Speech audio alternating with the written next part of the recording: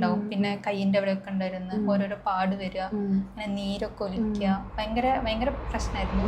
എനിക്ക് ശരിക്കും പറഞ്ഞാൽ അലർജി ആയിരുന്നു. അലർജി ഉണ്ട്, പിന്നെ സ്കിന്നിൻ്റെ പ്രോബ്ലം ഉണ്ടായിരുന്നു.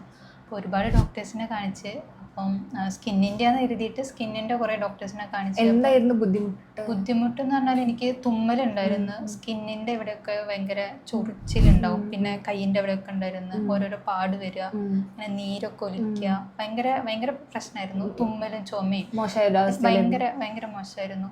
ഒരുപാട് പേരെ കാണിച്ച് അപ്പോഴൊന്നും മരുന്ന്.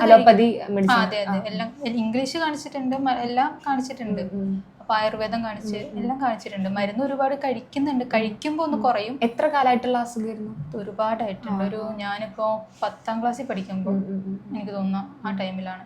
ഒരുപാട് അന്ന് തൊട്ടേ കാണിക്കുന്നുണ്ട്. കാണിക്കുമ്പോഴൊക്കെ കുറയും, കഴിക്കുമ്പോ കുറയും. പക്ഷെ പിന്നീട് അതൊന്ന് സ്റ്റോപ്പ് ചെയ്യുമ്പോഴത്തേക്ക് പിന്നെ അത് വീണ്ടും വരുവാണ്. അങ്ങനെയാണ് ഡോക്ടർ എടുത്തത്. എത്ര കാലം അവിടെ ഹോമിയോ ട്രീറ്റ്മെന്റ് എടുത്തു? ഇവിടെ ഇപ്പൊ ഒരു 6-7 മാസമായിട്ട്. ഇപ്പൊ എങ്ങനെയുണ്ട്? ഇപ്പൊ നല്ല ഭേദമുണ്ട്. ഇപ്പൊ എനിക്ക് തോന്നുന്നു ഇവിടെ വന്ന പിന്നെയാണ് എനിക്ക് ശരിക്ക് കുറഞ്ഞത്. ഈ ഡോക്ടറെ തന്നെ ഇപ്പൊ കണ്ടിന്യൂസ് ആയിട്ട് ഞാൻ കാണിക്കുന്നുണ്ട്. 2 ആഴ്ച കൂടുമ്പോ വരുന്നുണ്ട്. ഇപ്പൊ നല്ല ഭേദമുണ്ട്. സ്കിന്നിൻ്റെതായാലും അലർജിന്റെ രണ്ടും കുറവുണ്ട്, നല്ല റിലീഫ് ഉണ്ട്. ഇപ്പൊ ഫേസ് ആണെങ്കിലും ഫസ്റ്റത്തെ അവസ്ഥയിൽ നിന്ന് ഇപ്പോ നല്ല ഇമ്പ്രൂവ്മെന്റ്. നല്ല മാറ്റം. എങ്ങനെയുണ്ട്? സാറ്റിസ്ഫൈഡ് ആണോ? നല്ല സാറ്റിസ്ഫൈഡ് ആണ്.